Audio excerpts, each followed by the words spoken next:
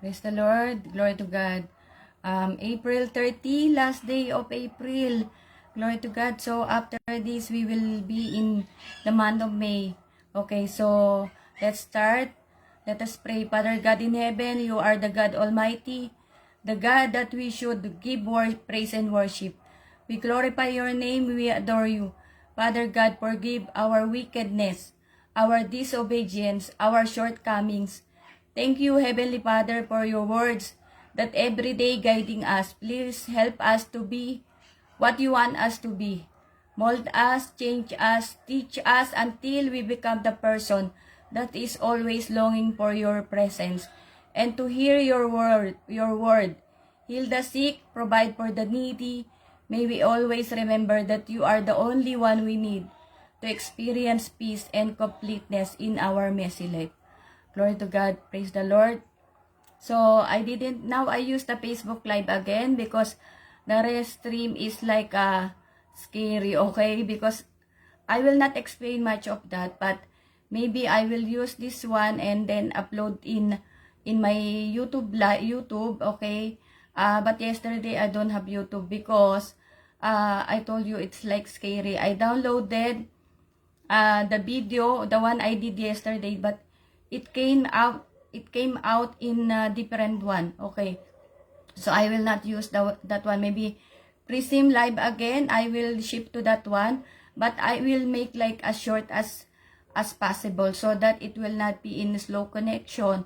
And also God, today, because supposed to be, today is my last days for my covenant to God for the FB, the past FB live that I did, okay? But God, thanks be to God, because God also told me or teach me. Today, He told me what to do to make the uploading of my video as fast as possible, because last night I was supposed to do it, but unfortunately, it's very, very hot and my brain is little paining. And supposed to be I will wake up around 12 o'clock, but I think 10 o'clock I told Jaron, 8 o'clock I lie down. I told Jaron that I will sleep, let him open the AC for 3 hours and then I will wake up. But really, I'm too much weak yesterday, okay? But today, God told me to what to do, okay? To God be all the glory. Thank you so much for all the people who's supporting me, watching my live, and praying for me. That's the important thing. God bless us all. Okay. We want to greet happy birthday, and this will not take much of our time. Okay. So, let me just, sorry. I want to greet happy birthday. We want to greet happy birthday to Brother Ashley Palero. This, I think, Bible student. Way back, I was in Dubai. I hope he is okay. I hope he is in good condition because I don't have any news from him. Okay. Still very hot. Keep hydrated. Okay. Happy birthday to Brother J.R. Ortalis. Happy birthday to Sister Annalisa Bresinho, my classmate. Okay. To all the birthday celebrants, even you are not in my friends list, happy birthday. God bless all of you. And may God continue to guide you. The wisdom that you need, He may provide you and bless your family as well. Okay, to God be all the glory. Now we will proceed because we don't want to, we want this to make as short as possible because, the spirit of Antichrist is trying to stop us every time. Okay. Shout out to Sister Maria Elizabeth Tolodibuan. Keep strong, sis. Keep the faith, okay? God is with us. Glory to God. So, Home Free Global Crusade 15 in Japan on May 5, 2024. Okay, glory to God. Everyone is invited. And I didn't put the location because it's like very hard to pronounce or something like that. Anyway, we will, of course, post it, okay?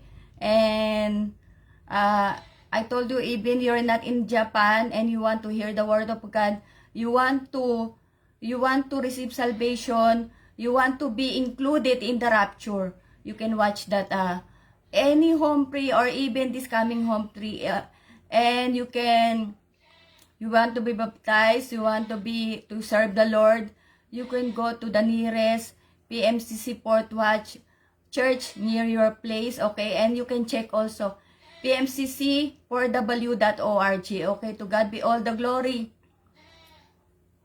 I want to make this as fast as possible. You know, because it's very hot today. I told my husband, why don't we make ice business, you know? Yellow. I say yellow ice business because 3 pesos the ice, okay? But we need the invertible refrigerator, okay? And you know, my husband, I don't know, he just ignore. Maybe he thinks that we don't have invertible refrigerator, but I don't know if God will provide that for me. I'm saving money also to, you know, really to buy refrigerator, okay? So that we will not spend much of the electricity, okay? But you see,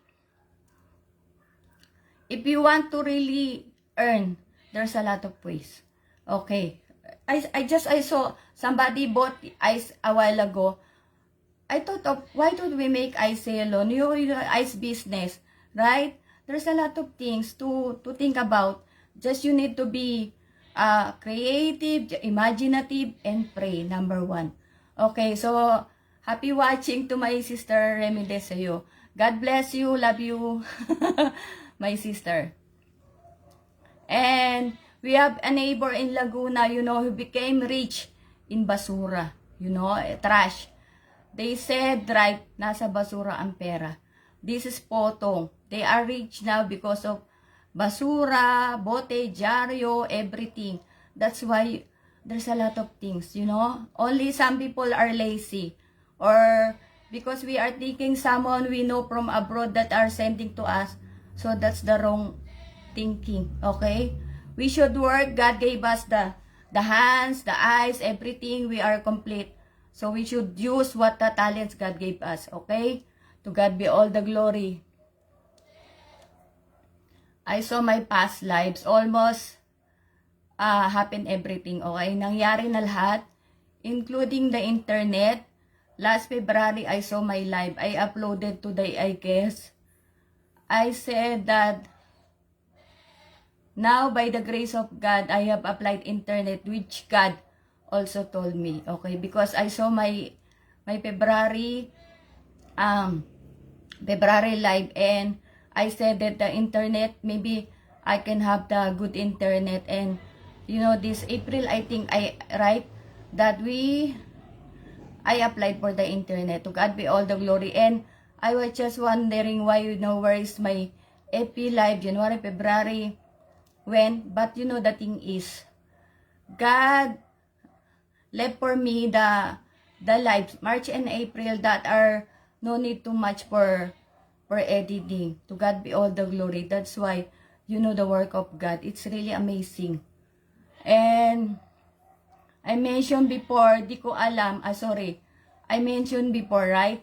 I don't know if I'm the one sending money to mommy, or I don't know, to daddy, okay? That one really I forgot. And just today, God told me, put in my mind that the ATM of my husband is with me, okay? Because he's really giving it to me. I'm the one who's, you know, holding the ATM of my husband. That's why I told you, he's not really, we are all wicked, okay? We are all sinners, but there is at least small, at least that you know, that we love God. Okay, so everybody is entitled to receive salvation, and everybody is, of course, God loves us so much. That's why God loves us, you know, to save us all, right? But Romans 3:23, we are all sinners, okay? Nobody can complain for that verse. Okay. So, yeah, I mentioned before, I don't know whom the one who's sending money to mommy. But yeah, today God told me that the ATM is with me. Okay. But that time I was in Roman Catholic. For the past 18 years, I told you, never I asked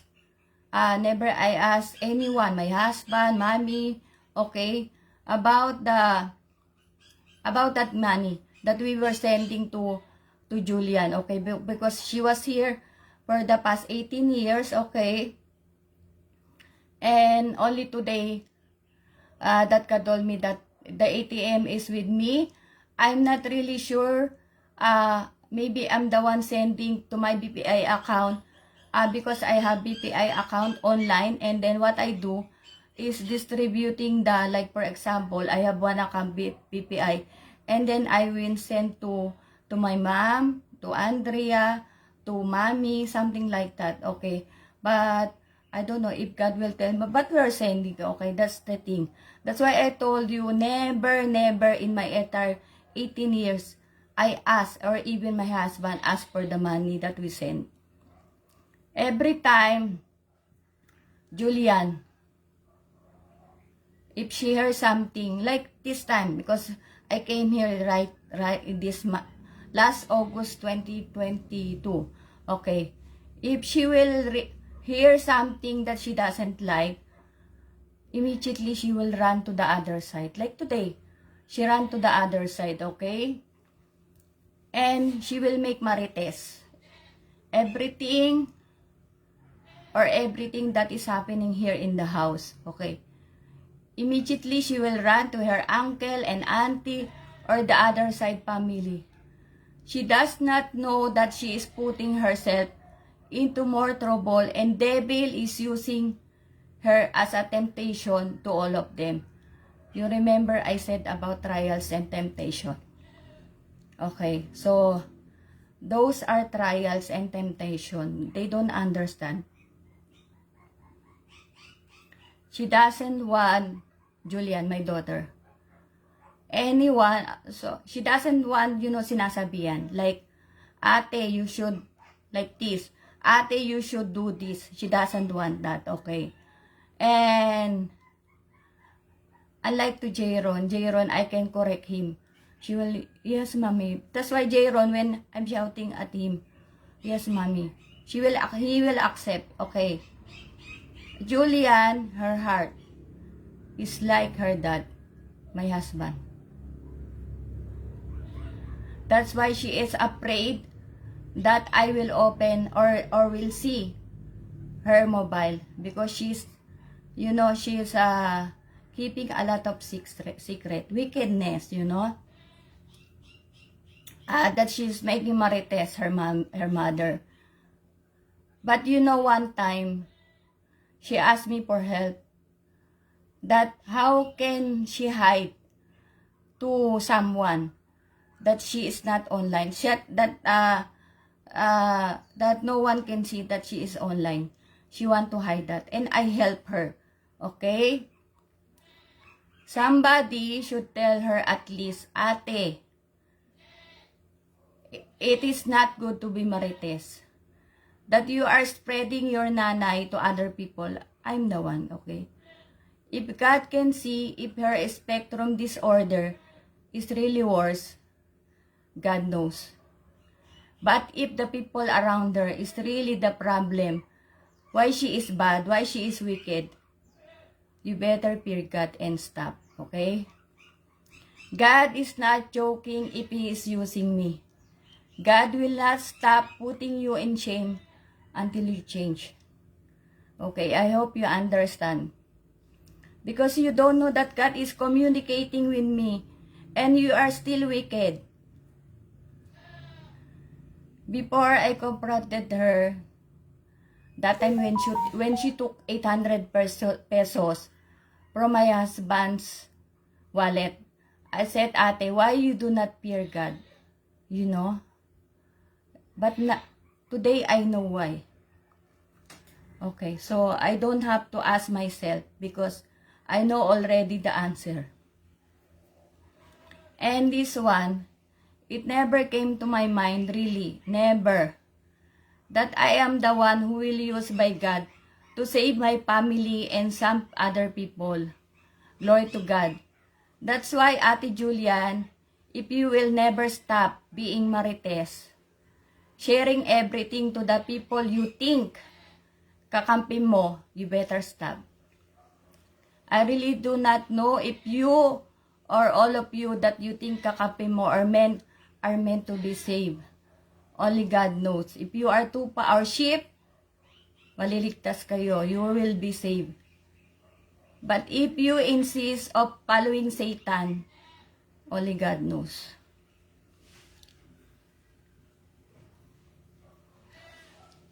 Julian's birthday. I think the first birthday I was here. I am here. Okay, I came here July 24. But July 20. Sorry. July 22 her birthday. Okay, her 18th birthday. I spent 4,000 pesos. I asked my husband if she has money for the 18th birthday. And he said nothing. Okay. So I bought the cake, pasta, Jayco, some other things that fit my budget. The other family, they said they will use the baboy money because before there is baboy. They cook pancit and other things. And my daughter, she said she bought ice cream from her money because before she was like I told you, she has some money but she doesn't know how to count, and most of the time she's like paggalante effect like this. She doesn't know how to save, or she doesn't want you or anyone to tell her that ate you should like this. No, she doesn't want that. Like matigas ang ulo. And I think I remember I asked Sol, my bilas, why they are always short of money. She said that kid, my brother-in-law, her husband, have too much utang, borrowed money, okay, to pay. That's why, like, every time they don't have money. And I want to share this verse. This is my favorite verse, and this is the verse which God put in my mind, you know, when I first, what you call this, I was baptized. I am in the PMCC Port Watch when I first attend the worship. Okay, this is the first verse that, and also I love this verse, okay, because this is, I can say I started Matthew 6:33. But seek first his kingdom and his righteousness, and all these things will be given to you as well. And okay, because you know this verse, if you will put this in your life, no one can go wrong. Really. Hanapin muna natin ang kaharian ng Panginoon. Lahat ng bagay, idadagdag sa atin. That's what I did for the past 9 years. Like slowly, you know, the tithings. I didn't, it took years. Before, like I can say, I am really faithful to God. Sometimes even now, like, okay, this one, but I will give everything, okay? I will just put, anyway, it's God knows, okay? I don't have to explain because sometimes it's making difficult for me, but God knows. That's why I told you, that's why He chose me, okay? Only me and Him. And even sometimes, like, I think, like, why me or something like that. Maybe He saw something in me, with the faithfulness, I guess, and the humbleness, I guess. But I told you, I want to give credit also to my parents, because why I am like this is because of my parents, how we were brought and how we fear God, all of us, how we are very hardworking, all of us, okay? And this one I want to tell you, and this one because I saw in my life before, okay? And like God wants me to tell you, okay? If you want to be sure in the rapture, I told you tomorrow is not a promise. PMCC Port Watch, I told you, don't think twice, okay? Maybe you don't want, like, you want to give the tithes, you want to give. God knows everything. He will not force you to, like, when you attend the church, you will give the tithes already and you can. God knows everything, okay? You don't have to, we cannot deny anything, we cannot hide anything, okay? I started like that Lord, only this, I didn't start like I am faithful in everything. No, it took like maybe this year I give my tithes like in 1 year, maybe 1 month or something like that. I don't remember anymore, but it's slowly like until this time, 9 years, I become more faithful, you can say, or more than faithful. I told you, the fear of God to me. That's why I told you when He told me to, Veronica, you need to upload to all your past FB Live. Okay, that's why I made the covenant. Okay, and today I will finish everything. And today also God told me what to do. Okay, that's why I told you maybe I may not be perfect in some other things, but to God, I am very fearful to God because He knows everything. And we should remember that. That's why I told you, if you want to be sure, 101% in the rapture, okay, just look for the nearest PMCC Port Watch near you, 1,589 churches around the globe and 74 countries around the globe, okay? If you know, you don't, anyone, just message them, okay? And I told you, there are some other churches that will be included in the rapture, but that I don't know, okay? But for sure, that will be for other countries, okay? I'm thinking maybe this Radha, I told you, the Indian lady I met in the jail, and Rini, okay, her name is Rini, maybe, but I'm not sure, okay? Okay, and shout out to Jolly Dagson, to Asinat MC, okay? So, thank you so much to all of you. And I want to say this verse, I just saw this a while ago. Ecclesiastes 7:16, do not be excessively righteous like those given to self-conceit, and do not be overly wise, pretentious. Why should you bring yourself to ruin? In Tagalog, Mangangaral 7:16, huwag mo ituring ang iyong sarili na sobrang matuwid at marunong dahil kung gagawin mo yon, sinisira mo lang ang iyong sarili. Okay, last night, I don't have to explain more of that, okay?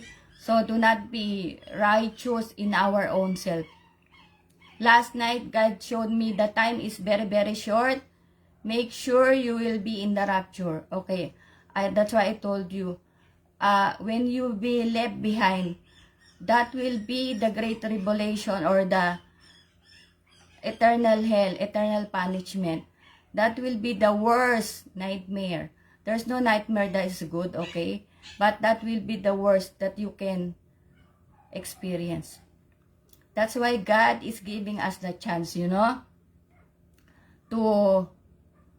receive salvation. And I want to say this, okay? In Matthew 24:14, I told you, not only PMCC, but God told me PMCC is one of those churches that will be saved. And Israel, that will be a different covenant from God, okay? As what we have studied. There will come a time, Matthew 24:14. Sorry. Okay, it's here. There will come a time you will look for the preacher, but sad to say, rapture already took place. You will regret why you did not listen to me or to any other port watcher that you heard preaching. While God is giving us the time to receive salvation, make the most of it. In Matthew 24:14, and this gospel of the kingdom will be preached in the whole world as a testimony to all nations, and then the end will come. In Tagalog, ipapangaral sa buong sanlibutan ang magandang balita tungkol sa paghahari ng Diyos upang ang lahat ng bansa ay makarinig nito. At kung maganap na ito, darating na ang katapusan. Okay, let us pray. Heavenly Father, thank you once again in this short meditation of your word, testimonies, and stories. Please bring us in your paradise, even if sometimes it may hurt us. Give us the wisdom to overcome the work of devil who wants to take us away from you. In this mighty name, amen. Thank you so very much to all of you, and I think I'm full of the Holy Spirit today. And to God be all the glory. I hope that uh, you learn something today, and I will, maybe for the minute, I will use this Facebook live, and I don't know, tomorrow maybe God will tell me to use this Prism live again, but I will make at that one as short as possible, because there, I don't know, maybe this is the, the spirit of Antichrist trying to stop us to, to preach the word of God. But in this I think the, in the Bible, I guess also, do not do not fear, I said, because I have overcome the world. Something like that. Do not okay, but something like that. Okay, so to God be all the glory. See you all tomorrow. God bless us all.